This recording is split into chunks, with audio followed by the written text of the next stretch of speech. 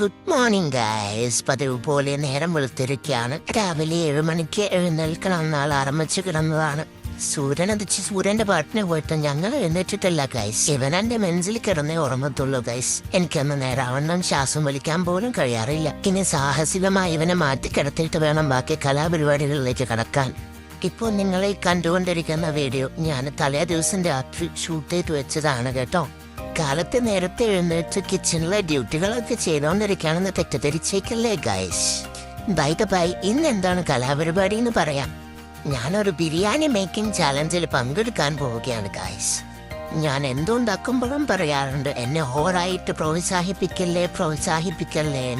അങ്ങനെ പ്രോത്സാഹനം മൂത്ത് ഓവർ കോൺഫിഡൻസ് തലയ്ക്ക് പിടിച്ച് ഒന്നും ആലോചിക്കാതെ എടുത്തൊരു തീരുമാനമായിരുന്നു ഗൈസ് ഈ ബിരിയാണി ചാലഞ്ച് കോമ്പറ്റീഷൻ. ഞാൻ ഇതിന്റെ ഒരു പ്രിപ്പറേഷൻ എന്ന പോലെ യൂട്യൂബിൽ ബിരിയാണി മേക്കിംഗ് വീഡിയോസ് ഒക്കെ കണ്ടിട്ടുണ്ടായിരുന്നു. എല്ലാ സ്ഥലങ്ങളിലെയും ബിരിയാണി മേക്കിംഗ് രീതികളെ കുറിച്ച് ഞാൻ കൂടുതലായിട്ട് വിശകലനം നടത്തിയിരുന്നു. അങ്ങനെ കോഴിക്കോടൻ ബിരിയാണി തന്നെ ഉണ്ടാക്കാന്നുള്ള പ്ലാനിലെത്തി. പക്ഷെ കുക്കിംഗ് ടൈമിൽ കോമ്പറ്റീഷൻ ഫേവർ കാരണം ഉണ്ടാക്കുന്നത് കോഴിക്കോടൻ സ്റ്റൈലാണോ തലശ്ശേരി സ്റ്റൈലാണോ എന്ന് ബിരിയാണിക്ക് തന്നെ മനസ്സിലാവുന്നുണ്ടായിരുന്നില്ല. അങ്ങനെ ബിരിയാണിയും എല്ലാം മാരിക്കെട്ടിയെടുത്ത് ഞങ്ങൾ കോമ്പറ്റീഷൻ നടക്കുന്ന ഹാളിലേക്ക് പോവുകയാണ്. കോമ്പറ്റീഷൻ ഇതാ നാളെയാണ് നടക്കുന്നത് എന്ന് തലേ ദിവസം അനൗൺസ് ചെയ്ത പോലെയായിരുന്നു ഞങ്ങളുടെ ഒരുക്കങ്ങൾ. കോമ്പറ്റീഷൻ ഇറങ്ങാൻ ഒരുങ്ങുന്നതിന്റെ തൊട്ട് നിമിഷം മുന്നേ വരെ അതിനുവേണ്ടി കൊണ്ടുപോകാനുള്ള സാധനങ്ങൾ അറേഞ്ച് ചെയ്യാനുള്ള ഓട്ടത്തിലായിരുന്നു. ഈ കൃത്യനിഷ്ഠത എന്ന് പറഞ്ഞ സാധനം ഉണ്ടായിരുന്നതുകൊണ്ട് 3:30 മുന്നേ അവിടെ കൊണ്ടുവന്ന് ബിരിയാണി സെറ്റ് ചെയ്യണമെന്ന് അവർ പറഞ്ഞത് പ്രമാണിച്ച് ഞങ്ങൾ 3:15 തന്നെ റൂമിൽ നിന്ന് ഇറങ്ങിയിട്ടുണ്ടായിരുന്നു. അങ്ങനെ അവിടെ എത്തി പെട്ടെന്ന് സെറ്റ് ചെയ്ത ബിരിയാണിയാണ് നിങ്ങളിപ്പോൾ കണ്ടുകൊണ്ടിരിക്കുന്നത്. കിട്ടിയ സാധനങ്ങൾ കൊണ്ട് പൂങ്കാവനം തന്നെ തീർത്തിട്ടുണ്ട് ഗൈസ്. ബോറടിച്ച് ഡിസ്റ്റർബ്ഡ് ആയിരുന്ന അവ്യാന് പല രീതിയിലുമുള്ള പരിശ്രമങ്ങൾക്ക് ശേഷം ഫോണ് കൊടുത്ത് കീഴടക്കിയ സംതൃപ്തിയിലിരിക്കുന്ന എന്റെ ഭർത്താവ്. അങ്ങനെ അവരവിടെ ഇരിക്കട്ടെ. ബൈ നമുക്ക് കാര്യത്തിലേക്ക് വരാം. ബഹ്റൈനിലെ പ്രതിഭ എന്ന കൂട്ടായ്മയാണ് ഇങ്ങനെ ഒരു ചലഞ്ച് കണ്ടക്ട് ചെയ്തത്. വൈകി വന്നവരാണെങ്കിലും ഞങ്ങളും ഇപ്പോഴും ഈ കൂട്ടായ്മയുടെ ഭാഗമാണ്. വളരെ വാശിയേറിയൊരു കോമ്പറ്റീഷൻ ആയിരുന്നു ഇത്.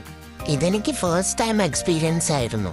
ഞാനിത് ആദ്യമായി ട്രൈ ചെയ്യുന്ന ഒരു മേഖലയായിരുന്നു.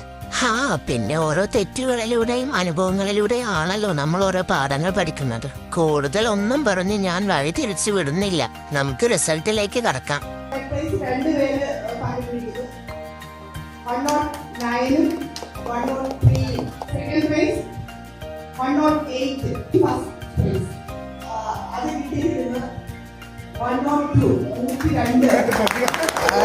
കൺഗ്രാറ്റ്സ് ജിസില ചേച്ചി.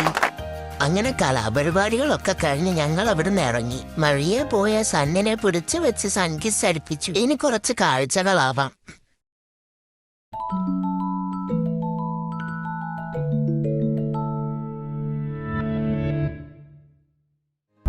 എങ്ങനെയുണ്ടായിരുന്നു ബിരിയാണി? മുതലാളി സത്യസന്ധതയുടെ മുഖം കണ്ടിട്ടുണ്ടോ? ഇല്ല. ഇങ്ങോട്ട് നോക്കിയേ, ഈ മുഖം നിറയെ സത്യസന്ധതയാണ്, ആത്മാർത്ഥതയാണ്. അപ്പൊ ഗൈസ്, നമ്മുടെ ബിരിയാണി ചാലഞ്ച് ഒക്കെ കഴിഞ്ഞു. അതില് വിൻ ചെയ്യേണ്ടവരൊക്കെ വിൻ ചെയ്തു. അർഹതപ്പെട്ടവർക്ക് എന്നെ ഫസ്റ്റ് കിട്ടി. അപ്പൊ നമ്മൾ അത് കഴിഞ്ഞിട്ട് ഹിദ്ദില് വാക്ക് വേയിലേക്ക് ഹിദ് വാക്ക് വേയിലേക്ക് പോയിക്കൊണ്ടിരിക്കുകയാണ്. നമ്മൾ കുറെ ആയി ലോങ് വീഡിയോസ് ചെയ്യണമെന്ന് വിചാരിക്കുന്നു.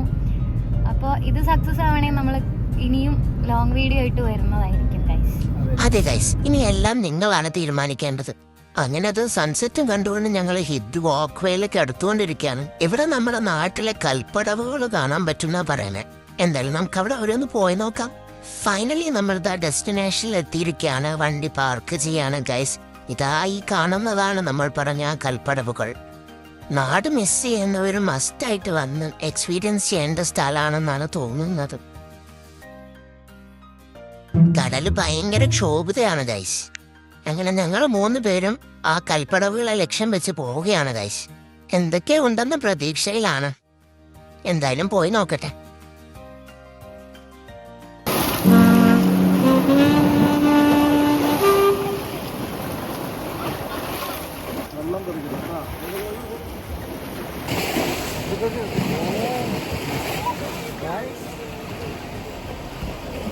ഞങ്ങൾ ആ കൽപ്പടവുകളിലിരുന്ന് നല്ല രീതിയിൽ കമന്റ് അടിച്ചുകൊണ്ടിരിക്കുകയായിരുന്നു ഗൈസ്. പക്ഷെ ഞങ്ങളുടെ കമന്റ് അടി സഹിക്കാൻ വയ്യാനിട്ടാണോ എന്നറിയില്ല, കടലെടുത്ത് വെള്ളത്തിലിടാൻ ശ്രമിക്കുന്നത് കണ്ടപ്പോ ഞങ്ങൾ അധികം നേരം അവിടെ ഇരുന്ന് വെല്ലുവിളിക്കാൻ നിന്നില്ല. അവിടെ നിന്ന് മെല്ലെ എഴുന്നേറ്റ് പോന്നു.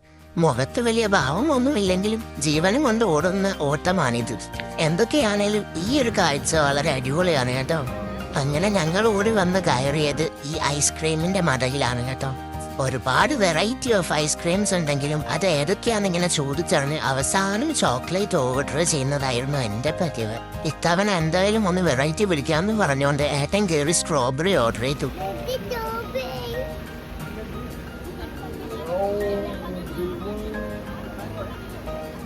ഡാഡ വാങ്ങിയതിനെ കുറ്റം പറയാൻ പറ്റത്തില്ലല്ലോ. അതുകൊണ്ട് കുറച്ച് എക്സ്പ്രഷൻസ് ഒക്കെ ഇട്ടെങ്കിലും അവന് ചോക്ലേറ്റ് ആയിരുന്നു ഇഷ്ടപ്പെട്ടത്. താൻ സെലക്ട് ചെയ്തതായതുകൊണ്ട് കുറ്റം പറയാനും പറ്റത്തില്ലല്ലോ. അതുകൊണ്ട് ആസ്വദിക്കുന്ന പോലെ എക്സ്പ്രഷൻ ഇട്ട് കഴിക്കുന്നുണ്ടായിരുന്നു പാവം. ഇത് പ്രത്യേകിച്ച് വാക്വേ ആയതുകൊണ്ട് ഒന്ന് അങ്ങോട്ടും ഇങ്ങോട്ടും നടക്കാന്ന് കരുതി. അങ്ങനെ കുറച്ച് കാറ്റൊക്കെ കൊണ്ട് ഞങ്ങളിങ്ങനെ സുറ പറഞ്ഞുകൊണ്ട് നടക്കുമായിരുന്നു. അപ്പോഴാണ് കുറച്ച് ആൾക്കൂട്ടം കണ്ടപ്പോൾ ഷോ ഓഫ് കാണിക്കാൻ ഒരാൾ അവിടെ എത്തിയത്. അങ്ങനെ അവന്റെ ഷോ ഓഫ് ഒക്കെ കണ്ടതിന് ശേഷം ഞങ്ങൾ അവിടുന്ന് നേരെ തിരിച്ച് എയർപോർട്ടിന് ബാക്കിലേക്ക് പോവാണ് ഗൈസ്. വെറുതെ ചുമ്മാ ഇങ്ങനെ ഫ്ലൈറ്റ് വന്നിറങ്ങുന്നൊക്കെ കാണാലോ.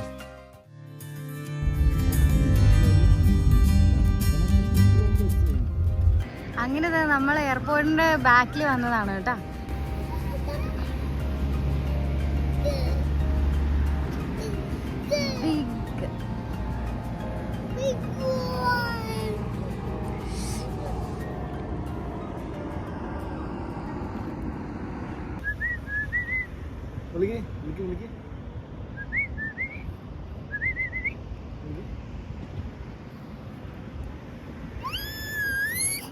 അപ്പൊ ഇന്ന് ഇത്രയൊക്കെ ഉള്ളൂ ഗൈസ്. ഇനി അടുത്ത വീഡിയോയുമായിട്ട് കാണാം.